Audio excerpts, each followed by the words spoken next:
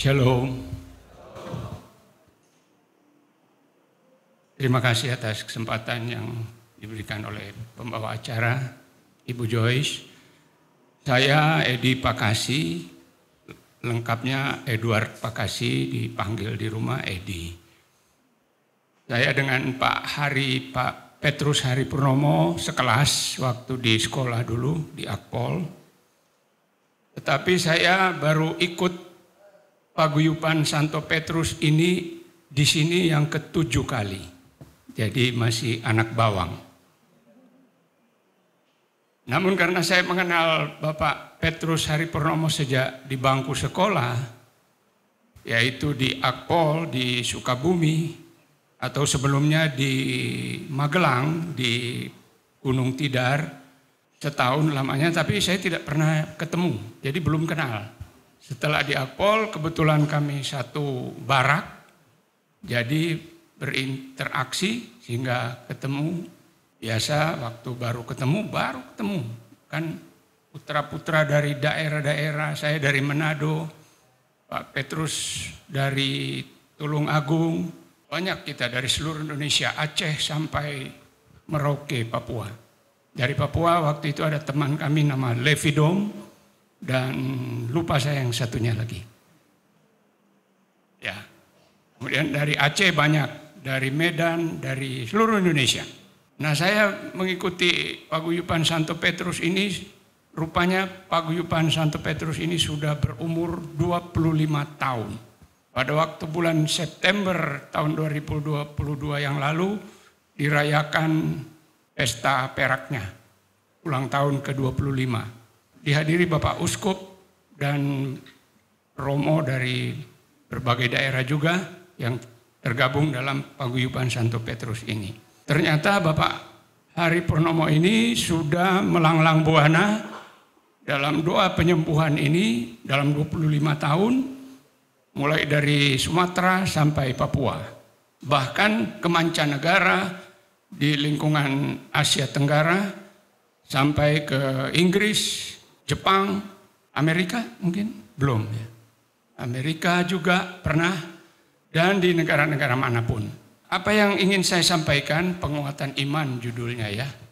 Saya mengenal beliau yang masih bangku sekolah itu, saya melihat seperti ada kelebihan Bapak Hari Purnomo waktu itu. Mas Hari kami panggil. Yaitu satu waktu, biasa kami di sekolah itu, di luar jam pelajaran dan di luar jam latihan, kami yang pangkat terendah, kira-kira sama dengan, rasanya sama dengan Barada Eliezer waktu itu ya.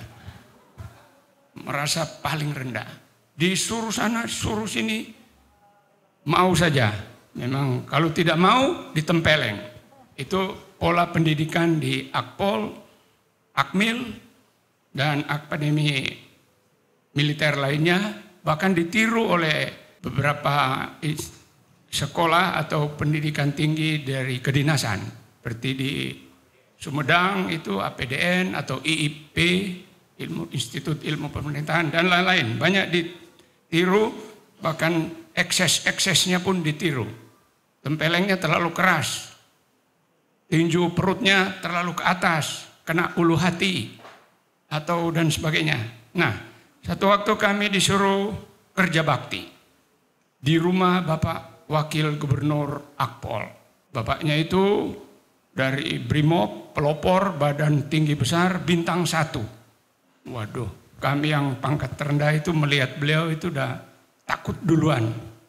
Pada saat kami kerja bakti, di teras belakang ada seorang anak kecil, balita, masih, yang penting sudah bisa, kelihatan sudah agak besar gitu. Ya, sedang duduk di kursi di teras belakang. Kami terus kerja bakti, asik. Tapi tiba-tiba ada bunyi jatuh. Rupanya anak kecil tadi jatuh. Dan asisten rumah tangganya sedang di dalam, jadi yang terdekat Mas Hari langsung menolong. Menolong komat kamit. Kami lihat, Mas Hari kok komat kamit ini. Nah, itu yang saya bilang salah satu kelebihan. Karena menangis, anak itu menangis. heboh jadinya.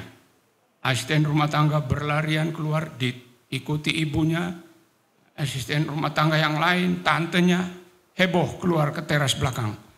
Ada apa nak? Kenapa kamu nak? Menangis dia.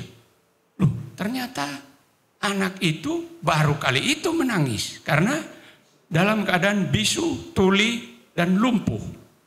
Jatuh. Malah berteriak menangis. Setelah komat kamitnya Pak Hari. Ternyata setelah beliau pulang ke barak, kami tanya, diapain tuh anak tadi? Saya berdoa Bapa kami. Nah ini, ternyata ini penguatan iman. Bapa kami, doa yang diajarkan oleh Yesus Kristus Tuhan kami. Seperti itu. Menyembuhkan. Jadi anak itu sembuh. Karena bisa menangis. Tetapi apa yang dialami oleh Pak Hari selanjutnya, setelah kami pulang ke barak itu malam itu saja, baru selesai makan malam, ada panggilan dari batalion, dari piket batalion. Taruna Hari Purnomo agar menghadap ke piket batalion. Itu suatu panggilan yang kami takuti. Berarti ada sesuatu yang kesalahan yang diperbuat dan biasanya kesalahan satu taruna ditanggung oleh satu barak. Itu hukum yang berlaku di sana. Jadi kami-kami yang lain, waduh, Hari Purnomo dipanggil ke piket batalion akan dihukum, kami dihukum apa nanti? Ternyata beliau dipanggil ke rumah wakil gubernur. Disuruh duduk bukan di teras belakang, disuruh duduk di depan. Di ruang tamu, Mas Hari cerita, sofanya mewah, diberi kue, ditawari minum teh, kopi atau apa, susu. Tapi biasanya disuguhi di Sukabumi, disuguhi teh tawar. Itu penghormatan kalau di sana. Setelah itu ibu keluar dari kamar. Nak, terima kasih, anak kami kok bisa berjalan. Anak kami bisa melangkah tertatih gitu. Anak kami bisa menangis, bisa bersuara. Anak kami bisa mendengar. Terima kasih ya nak. Bapak juga keluar dari kamar. Wow. Terima kasih nak. Gitu Bapak. Tapi ucapan terima kasih yang tulus. Karena disembuhkan lewat doa Bapak Hari. Dan kemudian pengalaman saya, testimoni saya mengikuti sampai 6 kali, karena ini yang ke-7. Banyak saya melihat keajaiban-keajaiban Tuhan lewat Bapak Hari. Yang saya lihat persis adalah orang atau seorang ibu dari suku Batak Karo, marga Tarigan, Ginting Tarigan. Kanker yang sudah tahap lanjut dan sudah berulang kali diupayakan oleh anak-anaknya berempat yang mengopeni beliau, sudah dikirim ke luar negeri, sudah keluar ratusan juta, belum sembuh juga. Tetapi pada waktu didoakan Bapak Hari, sontak ibu itu menjadi gembira dan bisa ikut bernyanyi. Hatinya gembira, berarti penyakitnya sudah menghilang. Dan ditanya apakah hilang atau mengecil atau bagaimana, ibu itu mengatakan hilang, plong. Rasanya itu yang saya lihat. Di beberapa tempat juga ada ibunya pemilik Kalbe Farma ya di Bandung. Datangnya dikawal oleh pengawal-pengawal. Datang dengan kursi roda. Pulangnya tanpa kursi roda. Kursi rodanya ditinggalkan. Puji Tuhan. Banyak yang seperti itu di tempat ini juga. Di Jakarta, di Semarang, dan di saya sendiri. Saya waktu itu baru kali itu juga. Dalam suasana pesta Natal, tanggal 25 Desember, tamu terakhir meninggalkan rumah saya keringat dingin. Wah, tidak nyaman. Nah ini sudah lain ini rasanya. Saya minta istri saya berdiri dulu dong, biar dikenal juga. Saya minta istri saya, dia bisa nyupir, bahkan supir antar provinsi. Selingan ya, daripada tegang. Cerita sakit dibawa ke UGD itu tegang. Saya bilang sopir antar provinsi pada waktu COVID selama 2 tahun, beberapa waktu yang lalu, kami berdua sering pulang ke Manado, tapi karena naik pesawat itu ribet, PCR dan sebagainya, pernah mahal lebih dari 1 juta PCR-nya. Wah, repot nih kalau begini. Bagaimana kalau kita naik mobil ke Manado dari Jakarta? Ternyata bisa. Bisa, bukan kesombongan ya, bukan kesombongan, tapi kok ternyata bisa. Ternyata letaknya saya dikaruniai masih bisa melihat jauh. Bukan melihat jauh indera keberapa ya, tapi mata ini dikaruniai bisa melihat jauh hingga berjalan mengendarai mobil masih berani. Tapi tadi kemarin malam saya ke sini pakai kereta, yaitu karena habis di UGD tadi. Jadi di UGD saya minta tolong cepat antar ini rasanya sudah aneh ini. Badan nggak enak, keluar keringat dingin, di situ puncaknya. Kalau sampai muntah, itu sudah bisa serangan jantung. Gitu. Tapi tidak pandang usia 30 pun ada yang kena serangan jantung. Nah, itu gejala-gejala serangan jantung.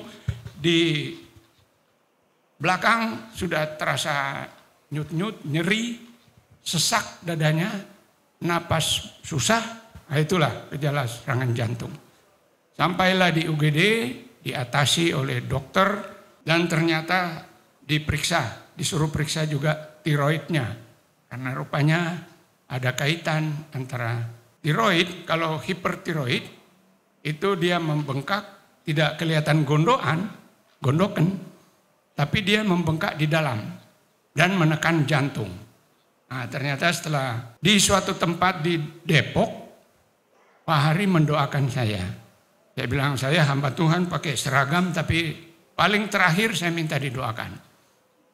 Jadi doakan, dan ternyata setelah saya periksa hasil lab yang diminta dokter, menurun jauh. Dari tadi kadar tiroidnya lebih dari 10 tadinya waktu anfal itu dibawa ke UGD.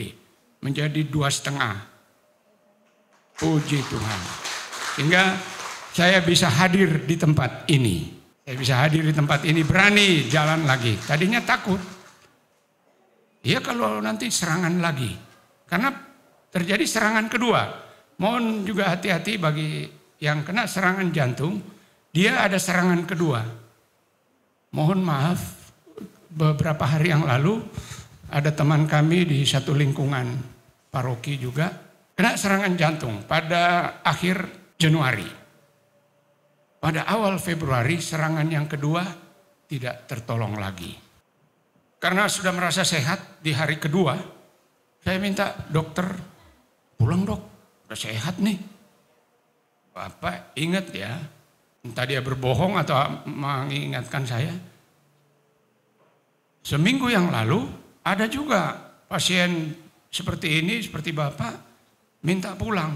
Belum sampai gerbang rumah sakit, sudah kembali lagi dan ternyata tidak tertolong lagi. Jadi berbahaya itu serangan kedua itu.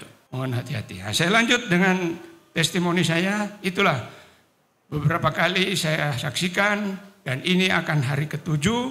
Tapi kita pelan-pelan saja dulu. Karena saya sudah mau akhiri bahwa kuasa Tuhan, Bapak Petrus Hari Purnomo hanyalah perantara, Tuhanlah yang bekerja. Apabila kita kuat iman kita mau sembuh, saya mau sembuh, seperti saya juga, saya mau sembuh. Dan banyak yang saya saksikan, semoga juga di kali ke-7 saya ikuti ini, juga akan banyak keajaiban Tuhan terjadi di antara Bapak Ibu sekalian. Sembuh. Terima kasih. Shalom. Shalom, selamat pagi. Terima kasih sudah menonton video ini. Jangan lupa like dan tinggalkan komentar Anda di bawah. Tekan tombol pojok kiri atas untuk subscribe dan tekan tombol pojok kiri bawah untuk menonton video lainnya. Sampai jumpa di video selanjutnya. Tuhan memberkati.